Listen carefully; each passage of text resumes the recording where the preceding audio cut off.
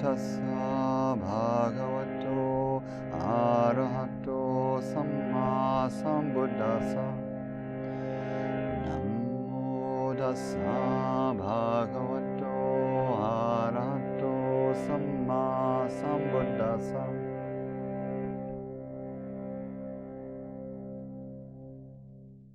So we've been talking for a few weeks about the Buddha's very first teaching, the teaching on the middle way, talking about the balance between sensual indulgence and self-harm, essentially, or bodily mortification. This is the first way the Buddha explains the middle way. And we talked a little last week around how we could understand this middle way teaching as a guide for every part of the practice, that there's this way that our attention gets pulled off center. And again, the reminder that center isn't static and it's not an exact center point. It's more like off balance or out to an extremity that's not helpful, right? And so the Buddha gives this teaching on the middle way, and then swings right into first he says, what is the middle way? It's the Eightfold Path.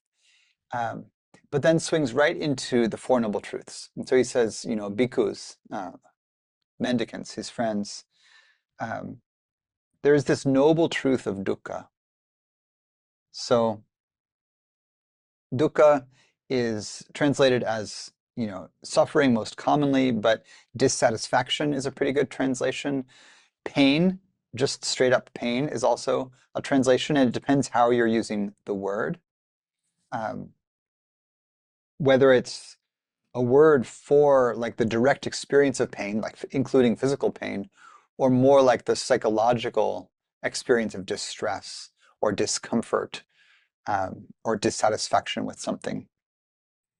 And it's clear that he means both physical and, in a way, mental pain, because he says, there's this noble truth of dukkha.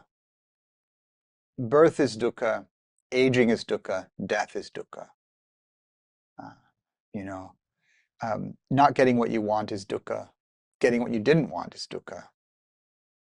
There's this way that it encompasses the, in the first three, right, birth, aging, and death, it encompasses both the undeniable physical difficulty of these things. Birth is painful, aging is painful, right? Death is painful.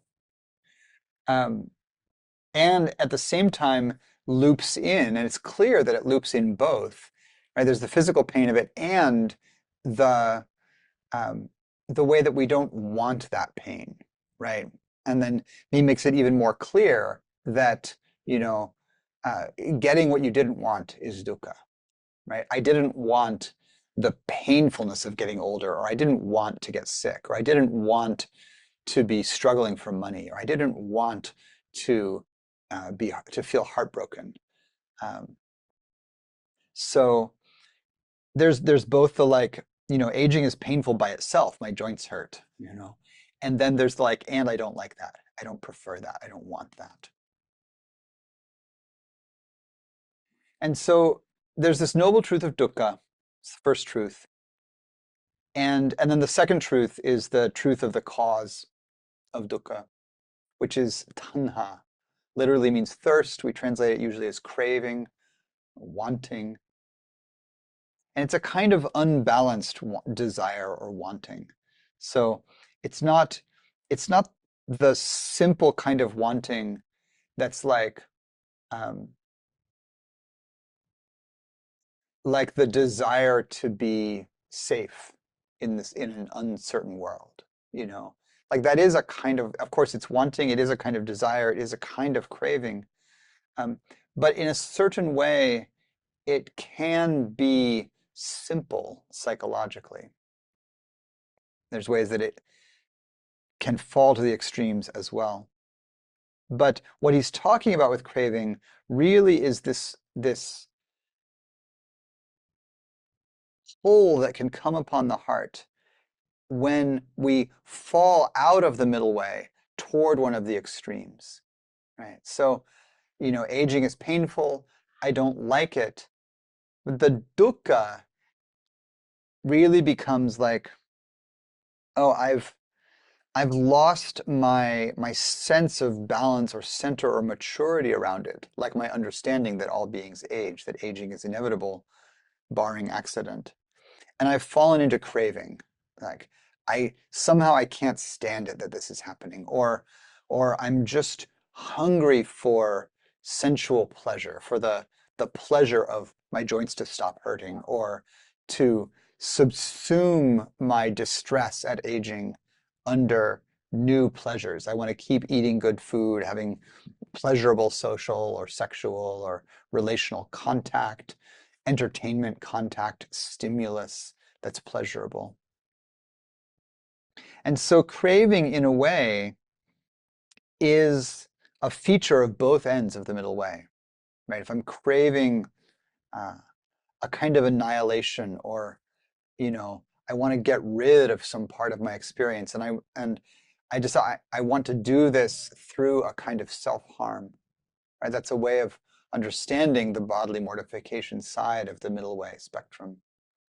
Uh, and so when the Buddha says, oh, there's craving, there's three kinds of craving. There's craving for sensual pleasures. That's the most obvious kind that we think about. Then there's craving for bhava. It means being or existence or becoming. And then there's craving for vibhava, non-becoming or non-being or non-existence. So there's a kind of subtle craving just to exist or just to be someone. And then there's the reverse of that, which is a kind of subtle or sometimes unsubtle craving to not exist, to cease to be. Right? And so all of these, I'm craving for sensuality, or I'm craving for either existence or escaping from existence. All of these are me having fallen away from the middle way, fallen away from this balanced understanding that understands that grasping at things, or hatefully pushing them away, or grasping at the pleasurable or grasping at the painful, are both conditions for dukkha, for more distress or dissatisfaction.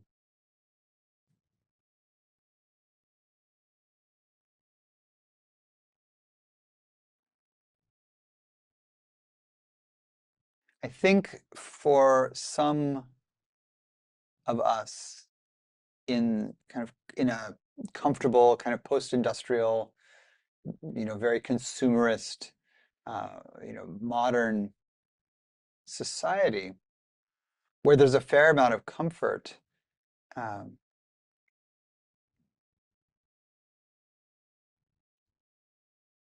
there's a deep challenge, I think, to the teaching on dukkha, which is that our material lives can be relatively comfortable, and particularly um, our instinct for sensual stimulation, mostly in the form of entertainment, but also socially, uh, physically,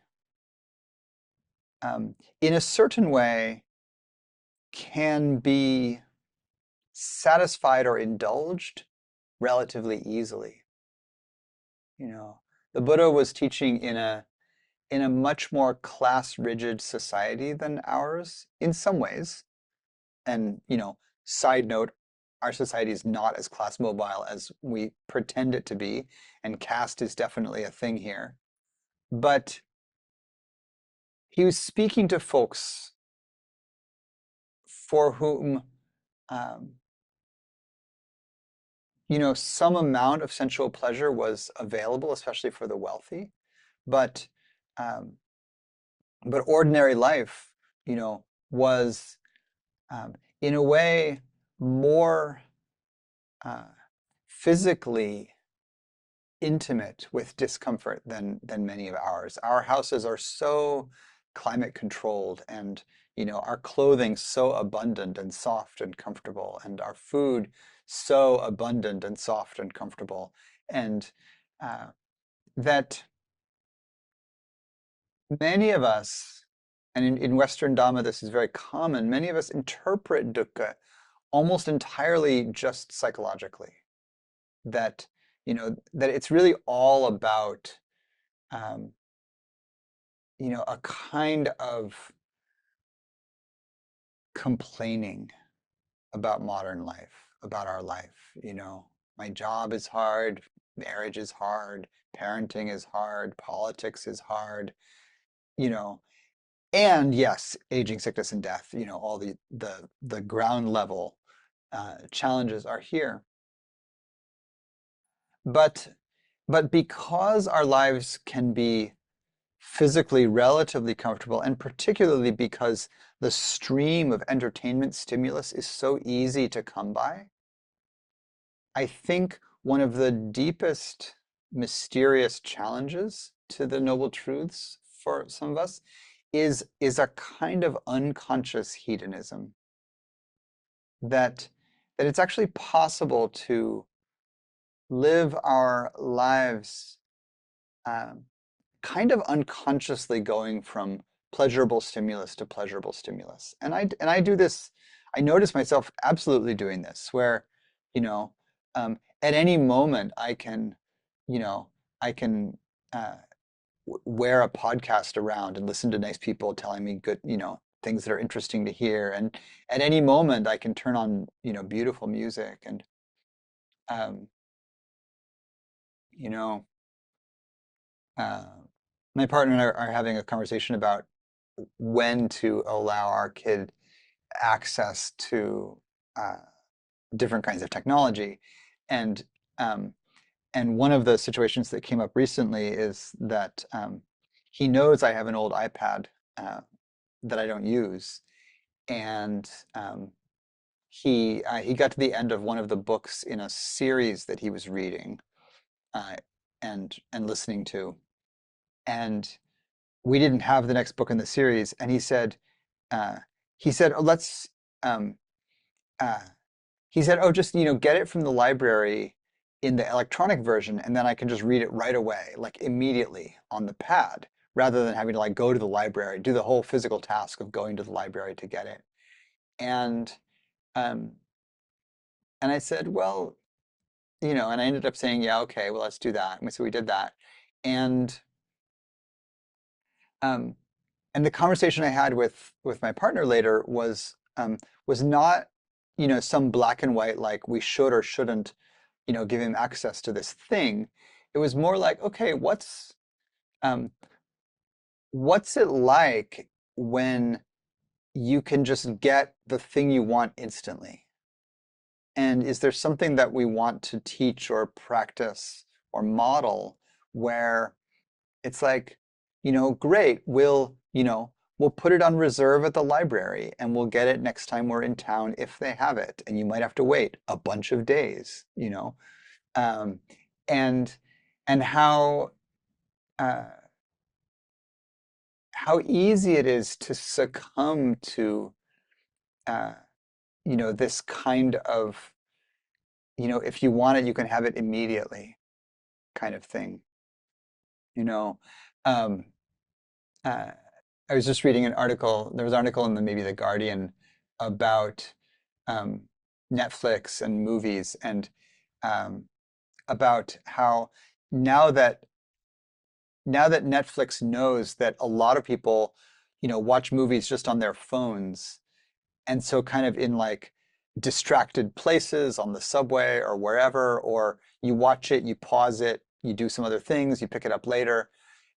They're starting to give the instruction to, films and shows and things that they produce to make sure to periodically repeat the plot to like so that people don't get lost, you know, and like don't make it too complex, and people are going to get confused because they're barely watching and they can't really see it anyway, and you know, so make sure you tell people what's happening. And some way that, even they were quoting Matt Damon saying, something like, the movies used to be like church. It happens at a specific time. You have to make it on time. It doesn't like it's not just there for you 24/7. But now, of course, it is mostly there for you 24/7. And just to feel how so much of our life has turned into this, the thing you want. I'm I'm still startled that you know, it can occur to me, you know, oh, I'd like a new object of a thing. And, three clicks later, it's like it'll be on your porch in the morning, you know, and you don't even have to get out of bed, really, you know. Um, and and how so much of our life is like this, I think we can find it hard to connect with dukkha, except as a kind of, you know, psychological, neurotic kind of thing. Like I can notice that I have a lot of craving, but I can also live my life immersed essentially in sensual pleasure. You know, the dukkha of not getting what you want. Um, how often do you experience that? And of course you do, right? There's all sorts of things happen that you don't want all the time.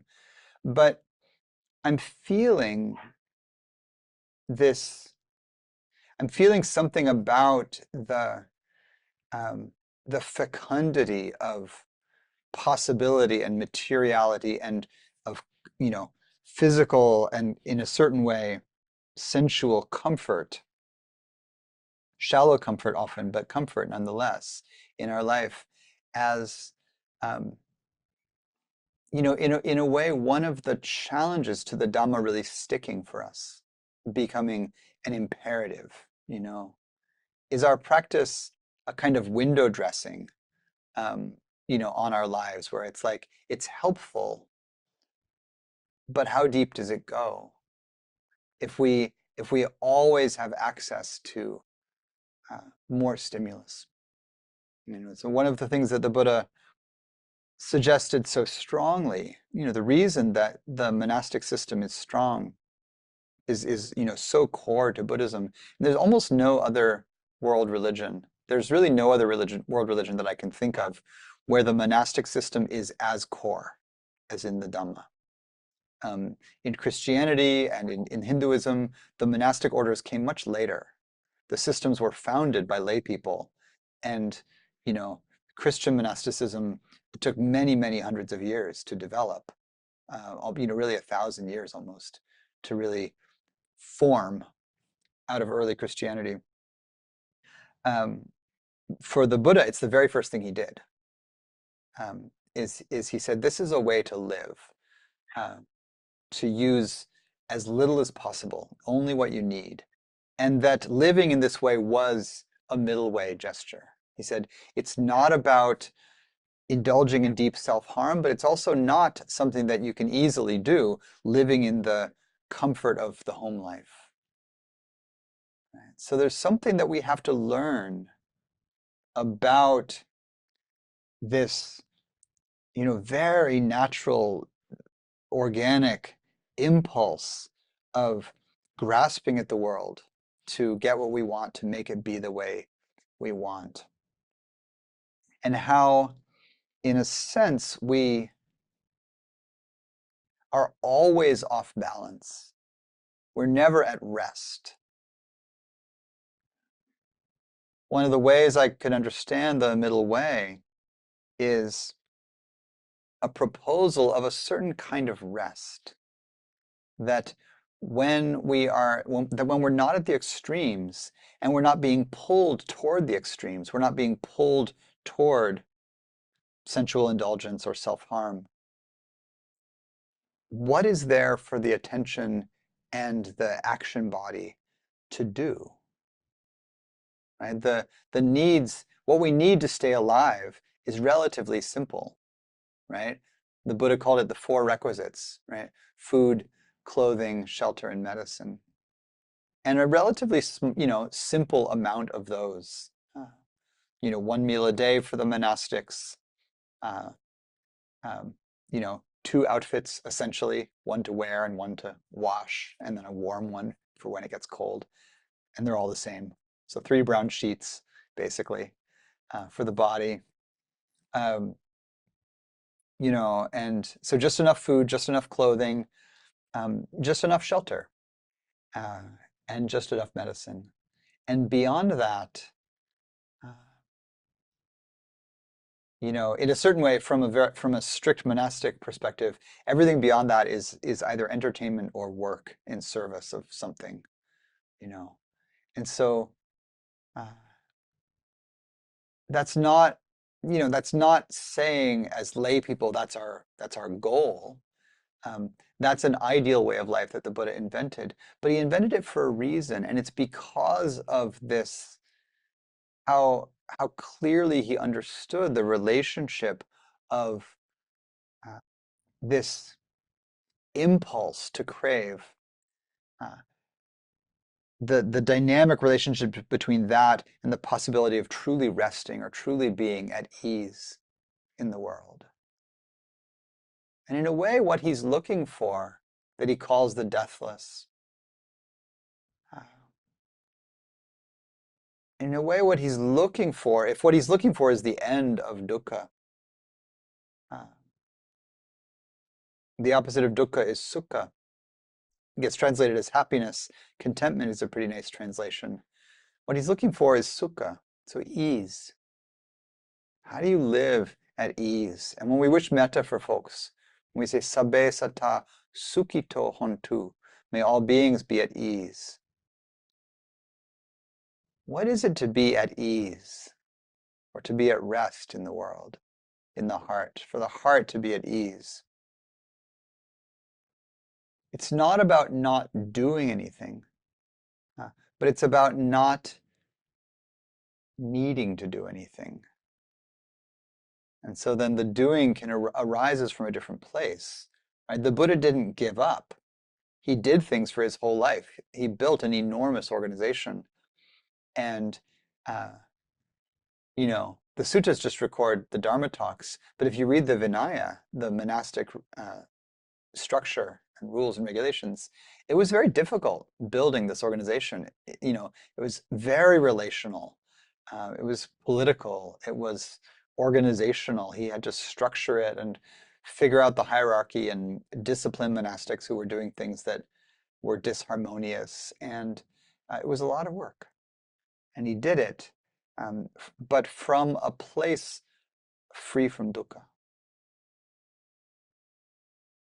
So what we have at the very beginning of his teaching then to his friends who were renunciates is first this paradigm of the middle way, and then the core formulation that there's a natural but painful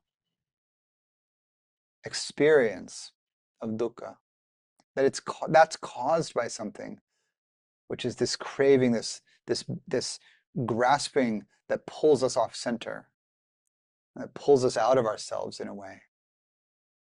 And that when that craving is released, no longer perpetuated, the dukkha also stops, ceases. And what remains is the absence of that dukkha, which is nibbana, right? The extinguished, the released. And sukha is the affective quality of what remains.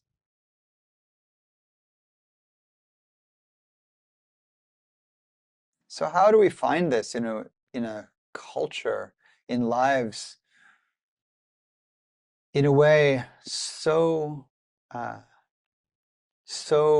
cushioned by sensuality that sometimes even a little bit of discomfort feels intolerable?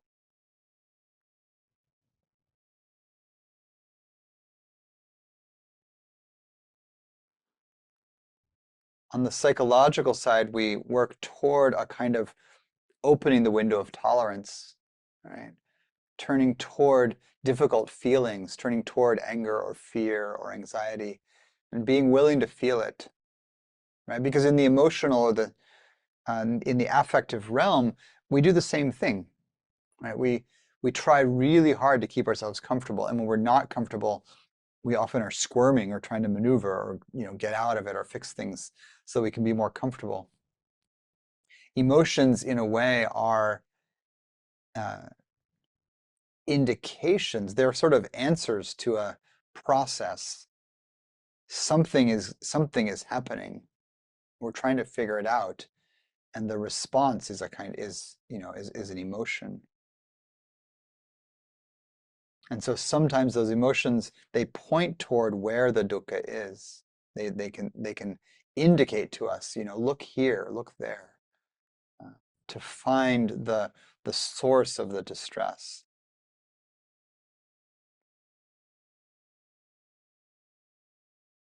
And so, in both the emotional and the physical realm, our corrective is to learn to be intimate with and clear-headed with discomfort, right? Not craving it like we're swinging all the way over to bodily mortification, but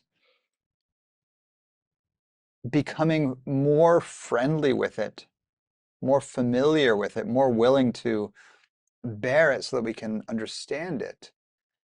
Because otherwise I think we are immersed in that extreme of the middle way, indulging in sensual pleasures without really knowing it, right? Because that extreme is not just about the the sharp stimulations of I can't stop myself from just clicking next episode when Netflix feeds me the next one. There's that, or there's my relationship to food or my relationship to sexuality or to money or to, you know, um, the things that we kind of obviously think of as yeah, that's a sensual pleasure. But there's uh, the whole realm of attachment to sensual pleasure is just this way that I find it intolerable somehow to depart from the cushion of comfort that I wish to be in. And so sometimes, often, I'm forced out of it.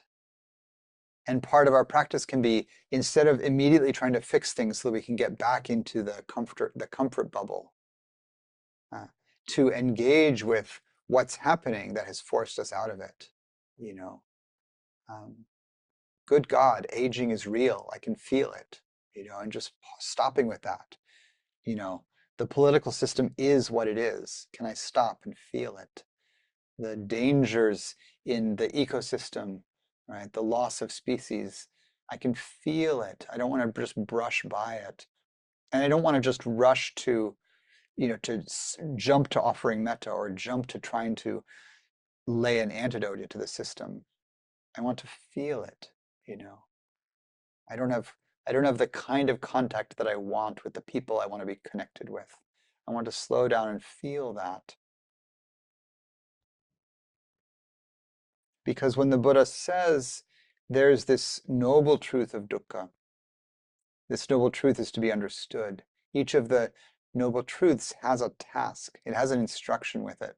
And the instruction for dukkha is that it is to be understood, right? It's not to be released or ended or pushed away. That's the task of later truths. The task of the truth of dukkha is to understand it. The task of the truth of craving is to release it, right? To set it down. And so when we're pulled out of the bubble of comfort, our practice task is to understand it, to really know, you know. And sometimes that understanding is as simple as, ouch. Oh, that hurts. I don't like that. Um, and to notice the ways that maybe we brush over that. We assume we already understand it. We know that heartbreak hurts, or that hunger is painful, or that aging is, you know, frustrating and frightening. And we think we know this, and so we brush over it to a solution. You know, um, I get migraines, and I have since I was a kid, and they're not terrible, but they're bad enough to inspire uh, wishing they were otherwise. And um, and I can notice myself, like I can feel the tiniest twinge, and I can already be, headed for the ibuprofen, because I just don't want to even go there. And which is all right. You know, one of the things about pain is that, it's not always a lesson. It's absolutely fine to just, yeah, take your medicines, you know, set it down. Um, but if I always do that, and especially if it becomes habitual, uh, I can notice in myself um, that I'm not as clear in myself about my relationship to it. That there's a kind of unmindful sort of fear of the sensation that has crept in, and and I just automatically go for the like get it away.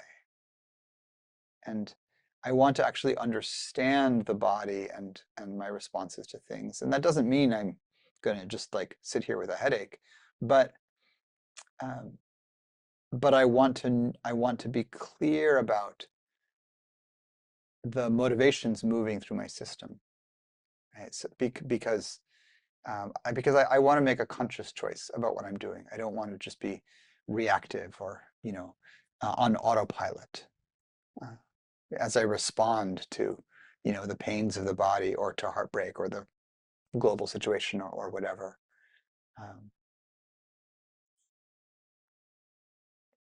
so slow down, feel discomfort as it arises. Stay with the body and the energy, the constriction, and particularly stay with the I don't like this. See if you can actually connect with both the physical discomfort, and there's always some, even when there's an emotional discomfort, there's always a physical discomfort with it. Some tension, some heaviness, something, some freeziness. Can you feel the discomfort uh, in the body, in the heart? Feel the physical pain, feel the I don't like this.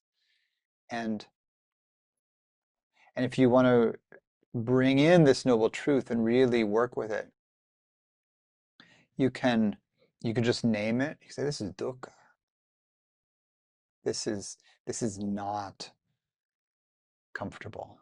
You know, I can feel a kind of resistance in my system to this. And you just pause and soften as best you can, relax around it. You can use a phrase like, "This is what's happening." You know, in the middle of reading the news, instead of skimming over the terrible headline or just getting upset, or or in the middle of getting upset, but you can slow down and you can say, "This is what's happening. This is dukkha, right? This government is dukkha. This this story is dukkha, right? This war, so much dukkha, so much pain, and it's to be understood. So we slow down with it. We stay we stay in the realm of the middle way, right? Not falling into the extreme of, make it go away, make it be different. Uh, Even if we are about to choose to do something about it, to take the medicine or to change the situation or to shift our attention on purpose, don't do so in a knee-jerk kind of way. And don't do so because you're afraid of the pain. Or even through the being afraid, notice that you're afraid. Oh, I'm afraid of this. It hurts and I don't like it and I'm afraid of it. And you can pause with each one of those. It hurts. This is hurting. I don't like it. I wish it was different. This is wishing. This is wishing. You know, and uh, you know, oh, and I'm afraid it'll go on or get worse or, you know, be intolerable. This is afraid. This is afraid. And we just stay with.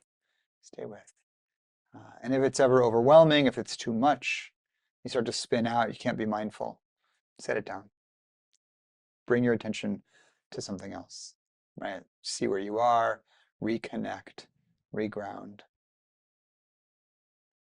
But this middle way the Buddha pointed toward is to understand dukkha. We have to do this first before any further unbinding becomes possible.